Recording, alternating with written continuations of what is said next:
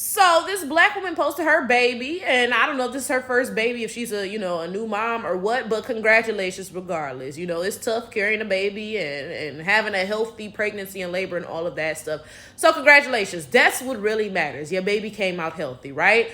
So she posted a picture of her and the baby, and she says, "Oh yeah, like when she has a black mom, so she's gonna be heavily immersed in her culture and her black side, and so on, so on, so." And then the caption she put is that her sister and her sister's husband bought the baby a Black is Beautiful onesie. Okay, so I'm gonna have to get on this because I've made a decent number of videos, getting biracial people together.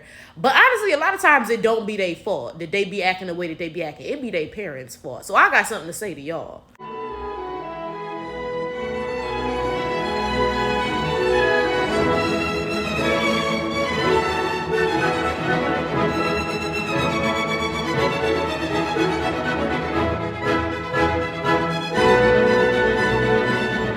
You know what, y'all? I'm gonna start us off with a story. And mind you, everybody in this story is black, okay? They ain't no biracials in this story or nothing, right? But I'm sharing this story to make a point about how your parents set you up for success or failure, right? So I was talking to this woman, and she was talking about how, in her early years of marriage, she had some marital issues because her husband hated women, okay? But then she went on to say when she met her husband's mother, suddenly it made sense because his mother is this toxic, abusive woman. And clearly, as a child, I mean, your parents are like your world, right? So clearly her husband growing up, he internalized this to believe this is how all women were, right? Now, I'm not defending her husband being a grown man, hating women or any of that. That's not what I'm defending or anything. Don't get me wrong, right? But what I'm saying when I share this story is that the things your parents put you through can really wreak havoc on your life, okay? Now, let's add in the aspect of being biracial, okay? Y'all have probably noticed that a lot of biracials are racist. Like, they are literally racist against black people. Like, look at Doja Cat, okay? She be in them chat rooms with white men letting them use the N-word and stuff, and she's half black, right? But then you gotta look at her parents. You gotta look at her parents, right? And you see that same trauma that the husband in the story that I shared had, right? One of the parents did whatever, and he projects it onto, all of the people that are similar to that parent. In this case, the husband projected the mom's behavior onto all women, right? But then you get into the case of biracials where they're not the same race as their parents, right? So if one of the parents is toxic, then they project their issues with that parent onto all black people, for instance. Whether you black or biracial or whatever, right? You can end up in a situation where a toxic parent makes you project things onto an entire group of people that you're not a part of. So like in the case of that black man, he projected things onto women because, his mother did whatever. In the case of a lot of biracials, they project things onto black people because their parent did whatever, right? You can end up being a bigot to other groups because of what your parents did, right? Like that man was bigoted towards women. A lot of biracials are bigoted towards black people, right? Now, let me explain why I said all this, because it may seem random. This black woman just posted a picture with her biracial baby talking about, oh, yeah, she's going to be heavily in her black culture, whatever, right?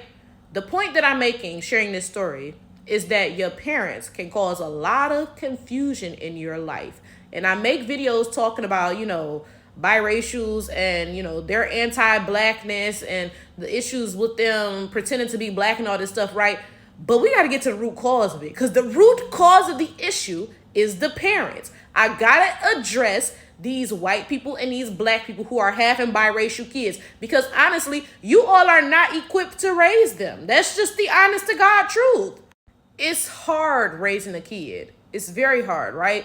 And it's even harder when your kid is not the same race or ethnicity as you. If you have a biracial or bi-ethnic child, that adds more layers of complexity to attempting to raise them, because they are different from you and they have different experiences, and you're not equipped to really teach them how to prepare for and deal with those experiences, right?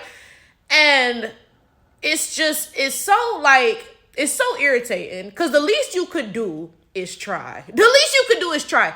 If you have a biracial child or a bi-ethnic child, the least you could do is be like, okay, Clearly, my child is half blah, blah, blah, which I'm not, right? So, like, let me try, let me try to make sure this child grows up confident in their identity and knows who they are and so and so and so, right? The worst thing that you could possibly do in the whole entire world is sit there and pretend that your child is the same as you when they are not. This black woman had a biracial child, right? And what she should have done is been like, okay, I have a biracial child. Let me educate myself on, the experiences that she may have so that I can prepare her, right? But instead, she's sitting here just pretending the child is black. If you was going to do that, then you should have just had a black kid. Like what? This is my thing. She's talking about, my sister and her husband bought her a Black is Beautiful onesie. How would that make you feel if you're not black? Like, your parents got you in a Black is Beautiful outfit and you're not even black, right? You look in the mirror, you don't even see a black person. How would that make you feel? Why not get her a onesie that says biracial is beautiful or something, whatever she is, something, right? No, instead you forcing something onto her that she is not even. And can you imagine the confusion that this is going to cause? Like imagine she go to school with black kids, right? And you done told her she black, right? But then she gets to school, my dad, wow, he loves Miley Cyrus, just hold down, throw down. Sometimes my cousins and my uncles meet up with the Klan. And all the black kids are going to be like, we can't relate to that. Like, come on now.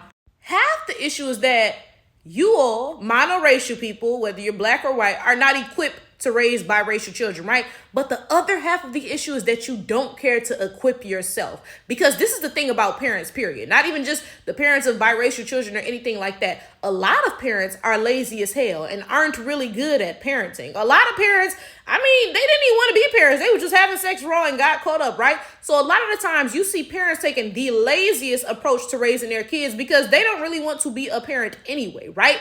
And you see this with the parents of biracial children as well. So they take this lazy ass approach to raising their kid. It's just easier. Oh, let's just call the kid black, right? This lazy ass approach. The kid grows up raggedy as hell and confused. And it's just like, this could have all been avoided if you had just been a better parent. I don't get it. Why have a biracial child and pretend it is black when you could have just had a black child? You could have just got with a black person and had a black child. Like, I don't get that at all. And then I don't get the fact that, how is a child with a white parent black? But if I sit here and call this child white, y'all be like, well, the child can't be white. It has a black parent. Okay, yet you're calling it black despite having a white parent. So what? The math just don't math. But again, we take this lazy ass approach to raising kids, and that's why your kids are raggedy as hell. And it's not just about the parents of biracial children. It's about parents, period. It'd be black parents raising black kids, white parents raising white kids, Asian parents raising Asian kids. All of y'all just raggedy as hell. You take this lazy ass approach to raising your kids, then you wonder why they raggedy as hell. That's why I said I can't even get on biracials all the time. I gotta get on their parents because a lot of this is their parents' fault. I cannot imagine the inner turmoil a person must feel to be half of something, but just pretend they not. Like, just push it to the back of your mind. Like, I'm sorry, but when biracials be like, I hate white people. Baby, you are a white person. Like, what are you saying, bro? Like, you're literally half white. But y'all literally sit there and indoctrinate these people to the point where they hate their damn selves. Because, y'all, please, do better by your children. Do better by your children. Please get rid of this lazy ass approach to parenting. I say this all the time. A lot of people don't need to be parents. And I speak from the perspective of somebody who works with kids. So I be around y'all kids and I be around y'all parents and I be like, oh, Lord, hell no. Like, a lot of y'all do not need to be parents at all. You know what else I believe is just truly preposterous? It's this black mothers versus white mothers biracial debate, okay? Now, y'all know I'm a just flower. I'm a very fair tower, right? So I acknowledge clearly that women do the majority of child rearing. And that is true across all cultures. You can look all across America, all across Asia, all across Africa, all across Europe. Women are the ones doing most of the child rearing, right? So because of that, children tend to identify more with whatever their mother is, okay? So when you have kids who have two parents of the same background, then it's not really a huge thing, right? But when you have kids who have two parents of different backgrounds, then it becomes a little bit like, because the children always identify more so with what their mother is Because, again, the mothers do the primary child rearing, right? So, for example, my best friend is half Guyanese and half Trinidadian, right? Her mother is Guyanese, her dad is Trinidadian. She grew up in America, so she did not grow up in Guyana or Trinidad. She was not born in either of those countries, right?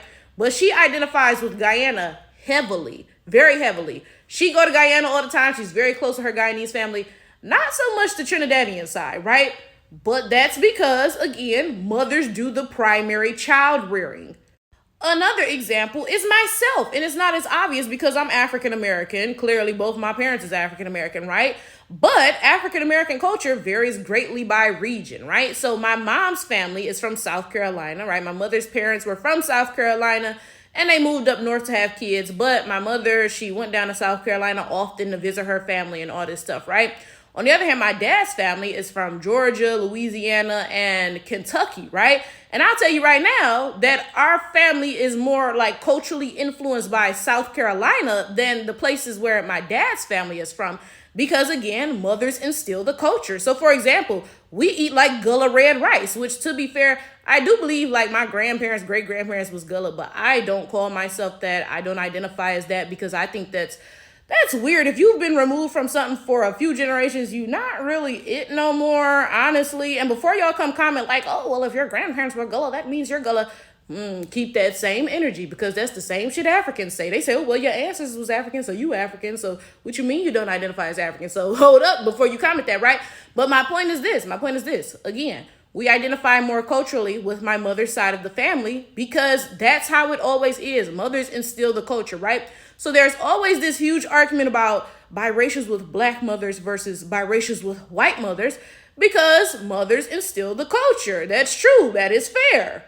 This is my thing. Whether a biracial person has a black mother or a white mother, biracials are not black. You can be more into your white culture or your black culture. Regardless, you're not black. That's like me getting adopted by Korean parents and they raised me in Korean culture.